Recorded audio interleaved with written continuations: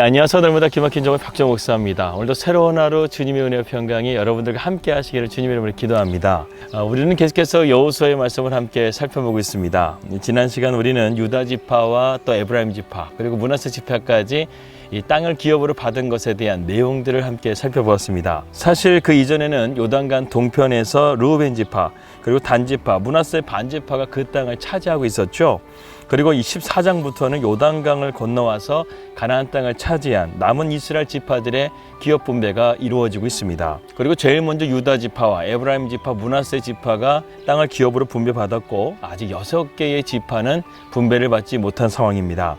그래서 이제 여호수아는 하나님의 명령에 의해서 이들에게 남은 땅을 분배하는 내용들을 19장에서 다루고 있습니다. 19장에 가장 먼저 등장하는 지파가 있습니다. 바로 시므온 지파입니다. 그들의 가족대로 제비를 뽑게 되었는데, 그런데 시므온 지파가 받은 땅, 그 땅을 보게 되면 유다 자손의 기업 중에서라는 수식어가 계속 붙게 됩니다. 그 이유는요, 처음에 가나안 땅을 분배하게 될 때 유다 지파가 간 땅이 너무나 컸다는 것입니다. 오늘날처럼 위성사진이 있었던 것도 아니었고, 그들이 그 땅을 어느 정도인지 가늠하지 못했기 때문에 유다 지파에게 준 땅이 너무나 컸다라는 사실을 깨닫고 여호수아가 시므온 지파에게 유다 지파의 땅을 기업을 분배하라고 이렇게 명령을 내리게 되죠. 시므온 지파는 다른 지파에 의해서 인구수가 가장 적었기 때문에 아마도 유다 지파의 땅의 일부를 차지하게끔 여호수아가 아마 명령을 내린 것 같습니다. 그런데 말이죠, 우리는 여기서 한 가지 사실을 발견하게 됩니다. 시므온 지파가요, 이렇게 자기의 땅을 유다 지파의 분깃을 빼앗는 것으로 이렇게 분배받는 것이 인간적인 실수일까? 그것이 아니라는 것이죠. 시므온에 대한 야곱의 축복에 보게 되면 이러한 부분들이 명시되고 있는 것을 우리가 보게 됩니다.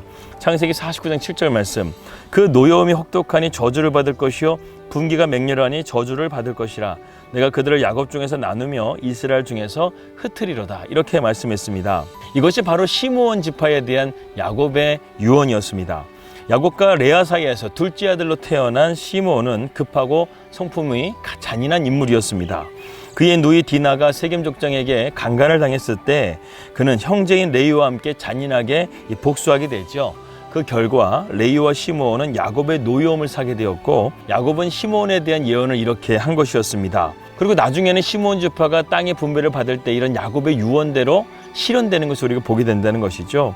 그리고 나중에는 시므온은 17개의 성과 촌락들을 유다 지파에게서 받았지만 결국에는 얼마 지나지 않아서 자신들의 독립성을 상실하게 돼서 그들 모두 시므온 지파가 유다 지파에 다시금 흡수되게 되고 에브라임과 므낫세 지파의 땅으로 이주하게 되는 것을 보게 됩니다. 이 과정에서 우리는 중요한 한 가지 영적인 교훈을 배우게 됩니다. 유다 지파가 비록 자신의 인구보다 많은 땅을 받았지만 이미 자신들에게 주어진 땅을 시므온 지파에게 다시금 준다는 것은 거부할 수 있는 거부권을 행사할 수 있었다는 것입니다. 그러나 공동체의 평화와 공익을 위해서 자신들의 몫을 기꺼이 내어놓는 유다 지파의 결정은요, 참으로 놀라운 자기 희생이 아닐 수 없다는 것입니다.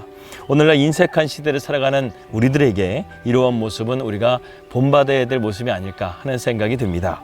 10절 이후부터는 스불론 지파, 그리고 이사갈, 아셀, 납달리, 그리고 단 지파에 대한 기업 분배가 이루어지고 있는 것을 보게 됩니다. 그리고 마지막 12지파 가운데 단 지파가 이 분배를 받는 장면이 좀 특징이 있습니다. 이제 드디어 이스라엘 기업에 대한 분배와 경계가 다 정해지게 되죠. 그래서 구약 성경에 보게 되면 이스라엘 땅을 나타나게 될 때 단에서부터 브엘세바까지 이렇게 표현하는 것을 보게 됩니다. 그 이유는 이렇습니다. 우리가 사사기를 통해서 보게 되는데요, 단지파는 거의 맨 마지막에 땅을 분배받아서 가장 좋지 않은 땅을 분배받았던 것 같습니다. 그리고 자기 인구수에 비해서 땅도 너무나 좁았던 것이죠. 그래서 그들은 이러한 인구수에 비해서 땅이 너무나 좁다 보니까 땅을 찾다가 이스라엘 북쪽 맨 끝에 있는 라기스라는 지역을 차지하게 되고 그 성에서 정착하게 됩니다. 그것이 바로 이 북이스라엘의 최북단에 있는 위치에 있는 바로 성이었습니다. 그래서 이스라엘 백성들이 남과 북으로 이렇게 표현하게 될 때 브엘세바에서부터 단지파까지 이렇게 경계를 정했다는 것입니다.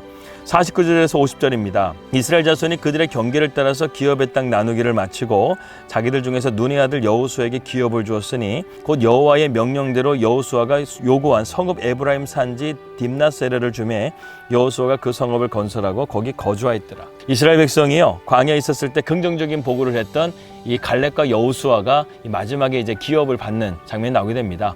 갈렙은 앞서서 유다 지파가 기업을 받을 때 이미 헤브론이라는 땅을 점령하게 되죠. 그 다음에 지금 여호수아가 자기의 땅을 기업을 분배를 받게 되는데 어떻습니까, 여러분? 여호수아는 이스라엘의 지도자였어요. 그럼에도 불구하고요, 자기의 땅은 맨 마지막에 기업으로 요구하는 것을 보게 됩니다.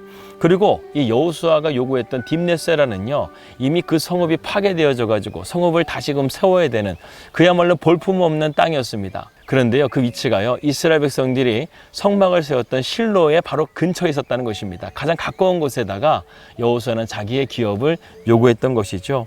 여호수아는 세상적인 어떤 좋은 땅을 바라본 것이 아니라 언제나 하나님의 성막과 가까운 곳에 있으면서 하나님 앞에 예배하고 하나님을 가까이 하려고 했던 그의 믿음을 우리가 볼 수 있게 된다는 것입니다. 그렇기 때문에 이렇게 신실하고 겸손한 여호수아의 모습을 통해서 자칫 이 불평과 원망으로 또다시 분란을 일으킬 수 있는 상황 가운데서 큰 문제 없이 땅 분배를 마치고 있는 것을 우리는 보게 된다는 것이죠.